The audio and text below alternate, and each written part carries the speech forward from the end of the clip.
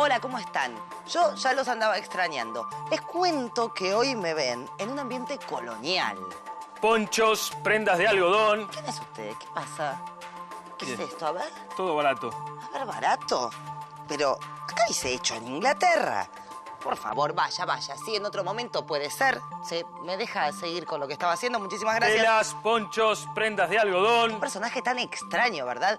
Aunque en un momento no fueron nada extraños estos comerciantes ingleses por Buenos Aires. Al contrario, los ingleses y Buenos Aires son dos puntos clave en la historia de hoy, porque vamos a descubrir las consecuencias que tuvo en la zona del Río de la Plata la revolución industrial que se dio en Inglaterra a mediados del siglo XVIII.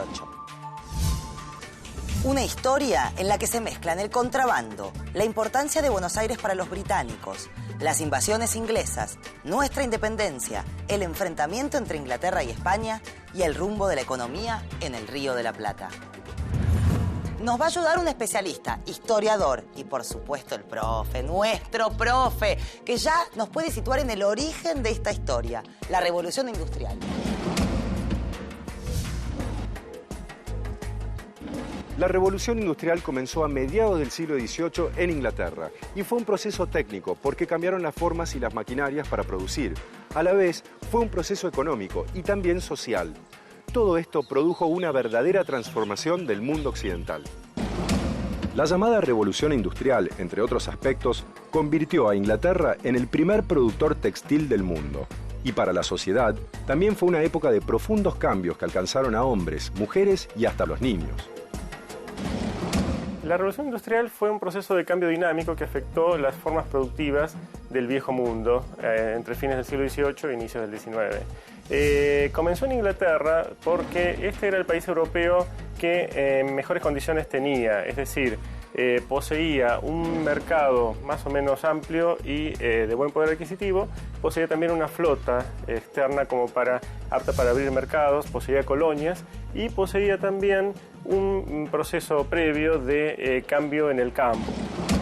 Empezó en Inglaterra, produjo cambios de todo tipo, económicos, sociales, y mientras tanto acá, en las colonias españolas en América, se pensaba en otra revolución, pero no industrial. Se planeaba la independencia de España. Pero, ¿cómo sigue esta historia en Inglaterra?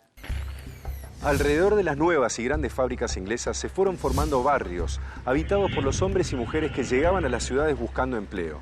La industrialización produjo enormes desigualdades. Por eso podemos decir que esta revolución industrial tuvo dos caras. Por un lado, la realidad de los obreros, explotados, con salarios miserables y jornadas extenuantes de trabajo en pésimas condiciones.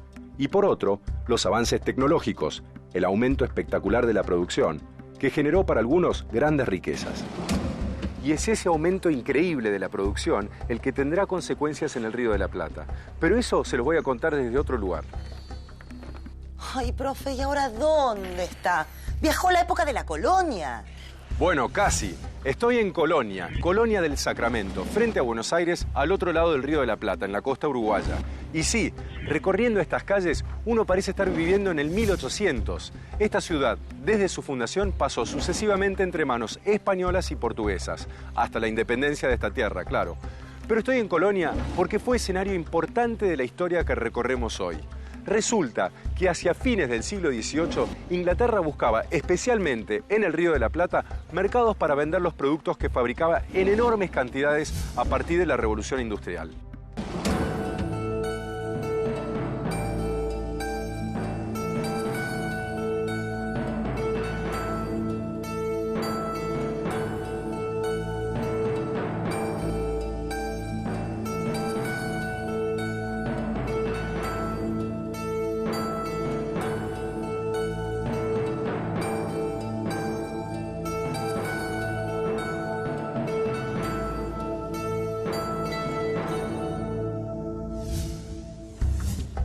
Telas, ponchos, prendas de algodón. Ya entendí lo que está haciendo este inglés por acá, pero una pregunta. ¿Había antecedentes de comercio inglés en la zona del Río de la Plata? Los ingleses ya tenían actividad comercial en América gracias a una alianza con los portugueses, por entonces establecidos acá, en Colonia del Sacramento, y en control de esta ciudad. Esta fortificación sería utilizada muy activamente para ingresar, en forma clandestina, de contrabando, mercaderías en el territorio español que después iban a ir camino hacia el Alto Perú. Inglaterra proveía los productos que desde Lisboa, la ciudad portuguesa, se enviaban a Brasil. Allí, desde Río de Janeiro, se trasladaba mercadería hasta aquí, Colonia del Sacramento, donde se establecían los contactos con los comerciantes rioplatenses.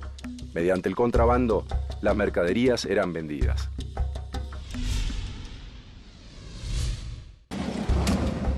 La ruta del dinero de estas ventas también es curiosa.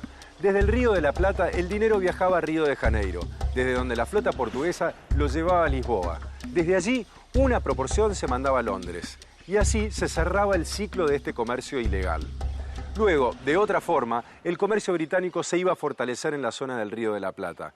Ya vamos a ver por qué. Ahora, de esta historia hay algo que no termino de comprender.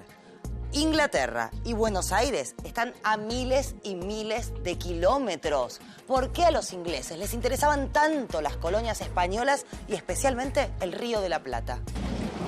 En primer lugar, es importante, bueno, porque está en la ruta del Atlántico, digamos, el puerto de Buenos Aires y Montevideo también, digamos, son como lugares estratégicos para controlar la ruta del Atlántico, y dentro de esto, Malvinas, y no es casualidad que hayan ocupado Malvinas a principios del siglo XIX, porque les permite controlar un poco todo el tráfico del Atlántico y la vía hacia el Pacífico.